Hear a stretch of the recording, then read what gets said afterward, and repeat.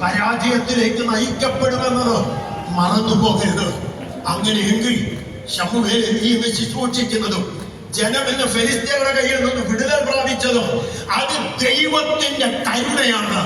പ്രമാണം ലംഘിച്ചിട്ടും നിനക്ക് തരേണ്ട ശിക്ഷ തരാതെ ഫെലിസ്ത്യനെ ഭീതിപ്പെടുത്തി ഓടിച്ചു വിട്ടത് അത് ദൈവത്തിന്റെ കരുണയാണ് എന്നതുകൊണ്ട് നിനക്ക് പ്രമാണത്തിൽ നിന്ന് എക്സംഷൻ ഇല്ല. സമയം കഴിയുന്നതോടെ നിന്ന് മുൻപോട്ട് പോകുവാൻ കഴിയുന്നില്ല. അടുത്ത പദം ഞാൻ പറയട്ടെ. ഉൽപ്പത്തി പുസ്തകം 22-ാം അധ്യായം. അവിടെ ഒരു ഭക്തൻ പറയുന്ന വാക്കാണ് യഹോവ ഇരേ. അത് പറയുവാനും ഒരു സാഹചര്യമുണ്ട്. അതാണ് ഇവിടെ പറഞ്ഞിരിക്കുന്ന കൃപ. അർഹതയില്ലാത്ത സ്ഥാനത്ത് നൽകപ്പെട്ട ദൈവത്തിന്റെ ദാനം.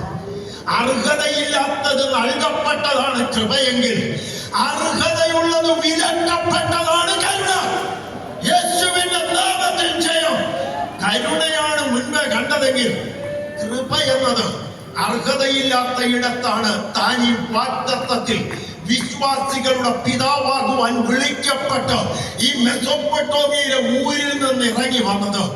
അസ്വാഭാവികതയിലൂടെ അർഹതയില്ലാത്തതാണ് 100-ാമത്തെ വയസ്സിൽ ഒരു വാഗ്ദത്ത സന്തതിയെ നൽകിയത്. വിശദീകരിക്കുവാൻ സമയമില്ല. എന്നാൽ ആ നൽകപ്പെട്ടതിനെ ഒരു ദിവസം അവന്റെ സമർപ്പണവും ദൈവസ്നേഹവും എന്തെന്ന് അറിയുവാൻ ഒന്ന് മടക്കി തരുവാൻ പറഞ്ഞപ്പോൾ യാതൊന്നും സംശയിക്കാതെ ആ മകനെയും കൊണ്ട് നടന്നു പോകുമ്പോൾ ഹൃദയഭേദകമായ ഒരു ചോദ്യം അവരിൽ നിന്ന് ഉയരുന്നു. യാഗമൃഗം എവിടെ?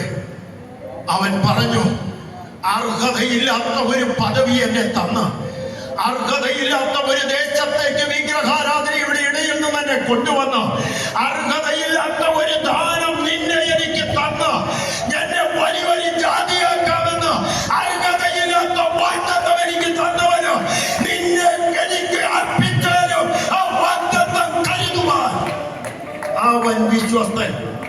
യേശുവിന്റെ നാമത്തിൽ ജയം. ഇതിന്റെയൊക്കെ ഭൗതിക തലം പറയണമെന്ന് എനിക്ക് ആഗ്രഹമുണ്ട്. കാരണം ഇന്ന് ഏറ്റവും മുഴങ്ങുന്നത് യഹോവ ഇരയും എബെനേസറും ഈ പഴയ നിയമ ഭക്തന്മാരുടെ ഭൗതിക അനുഗ്രഹങ്ങളുടെ കാഴ്ചപ്പാടിൽ അതിന്ന് നമ്മുടെ ആത്മീക പുതിയ നിയമ സഭകളിൽ മുഴങ്ങുമ്പോൾ അതിന്റെ ആത്മീക സന്ദേശം നിശബ്ദമായി പോകുമ്പോൾ ശ്രദ്ധിക്കുക. എന്താണിത്? അർഹിക്കപ്പെട്ട യാഗപീഠത്തിലെ യാഗവസ്തുവായി കയറിപ്പോകുന്ന ഗുരു ചോദിക്കുന്നു, മൃഗം എവിടെ? പിതാവ് പറയുന്നു, കരുതിക്കൊള്ളും.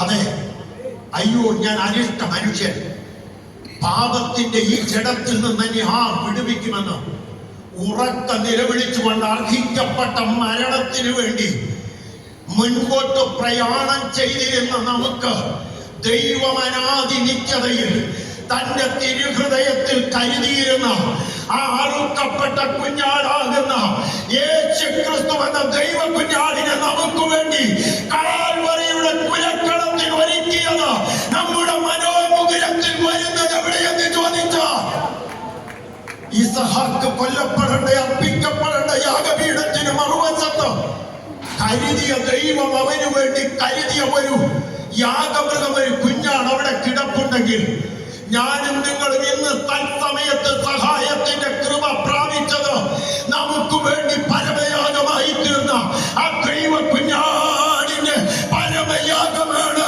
നമ്മെ ഇന്ന് പകൽ ഇവിടെ ഇരുത്തിയിരിക്കുന്നത്.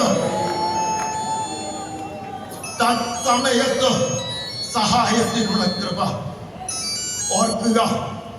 കടബാധ്യത മുൻപിൽ വന്ന് നിൽക്കുമ്പോൾ തത്സമയത്ത് അത് വീട്ടാനുള്ളൊരു വകയെന്നല്ല അതിന്റെ അർത്ഥം.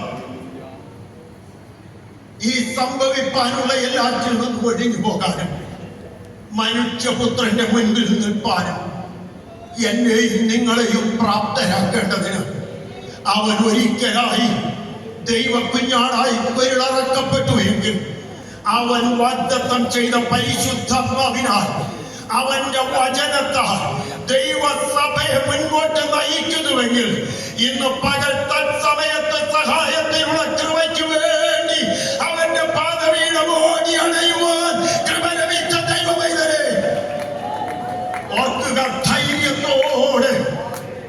അവന്റെ സന്നിധിയിലേക്ക് സാക്ഷാൽ സത്യ